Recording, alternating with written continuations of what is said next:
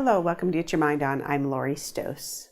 Where's my phone? Does anybody know where my phone is? I haven't seen my phone. Hey, do you have a charger? My battery is dead. Gosh, I need to walk over here because I have no phone reception. The phone has become such a part of our life. So much that it's becoming an addiction. We've been talking about addictions for the past few weeks, and today I'm going to talk to you about one of the biggest diseases of addictions that we have today, which is called nomophobia. You may be saying, did you make that up? Nomophobia, no mobile phone phobia. Yes, that's a disease, and that's an addiction. In 2010, the UK did a study about this, and they were wondering about adults and how they respond or how stressful or anxious they got.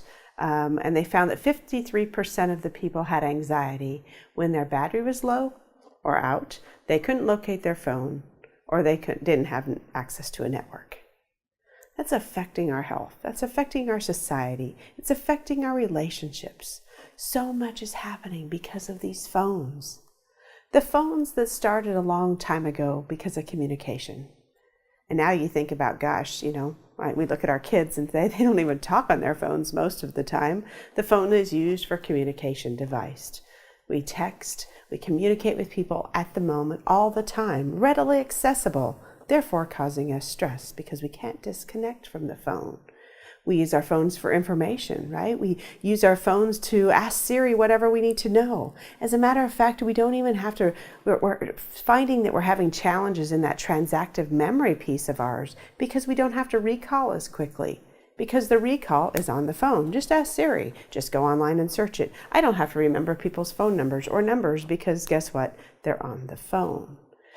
We look at maps, right? Directions. I remember the days I used to travel and print out my maps before I would go on my trips. Don't need to worry about that anymore. So it's a time-saving device because I have my map on my phone.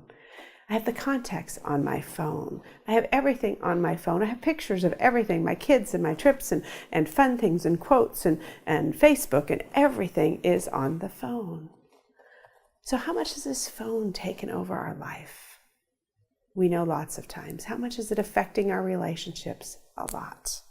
How much does it cause us stress and anxiety because we can't access our phones? Well, there's been recent studies in the United States about that.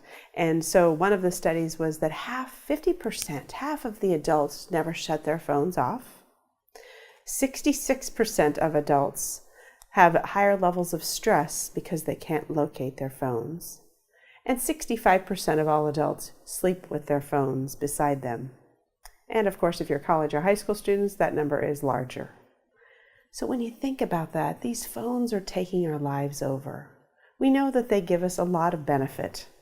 They give us a lot of benefit because of all those things that I mentioned in terms of good communication, but they're affecting us in many ways. The level of stress on our bodies, the relationships, the face-to-face interaction that we're missing, the conversations that we're missing, the hearing each other's voices, of course, unless you use the telephone.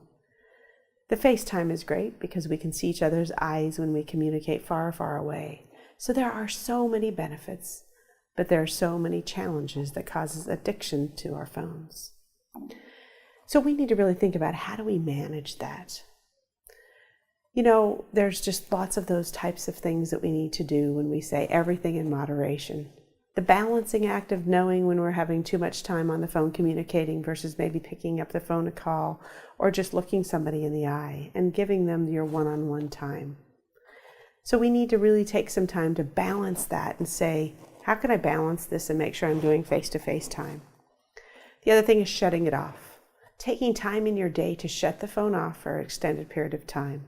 Hey, you might start with 5 minutes in one day, 10 minutes, 15 minutes, and over time, just shut it off for a little bit at a time. Go back to using your good old alarm clock. I know I keep my phone by my bed because that's my alarm. But maybe if it causes too much of a wanting to wake up in the morning and check your email or check your Facebook or whatever it might be, to put that away and use an old-fashioned alarm clock. Another thing would be to think about when we're together with people, not being distracted by looking at it and making sure that it's put away. We do the no technology at dinner thing, and everybody puts their phones away. There's another cool thing that people do is when they go out to dinner together, they put the phones in the middle and they stack them up, and the first one looks at their phone, pays for dinner. So kind of a fun game to do, but it allows you to be able to focus on the people you're with. The other thing would be to think about, there's some features that you could use on your phone. They do not disturb. Many people say, oh, I need my phone on because of my kids might be calling and they need to be able to reach me. And we know that from a security perspective and accessibility. But there's a feature, a do not disturb feature on the phone that you're able to put on that you can allow certain numbers to come through. So you could have everything else could be shut down, but those numbers may be coming through if you have parents or kids that need access to you. So there's ways to manage the phone. So do you have a problem? Are you addicted to your phone? The University of Iowa, they did an assessment and they have a survey online. So go online and seek that survey. It's NFP-Q, I'm pretty sure, nomophobia questionnaire.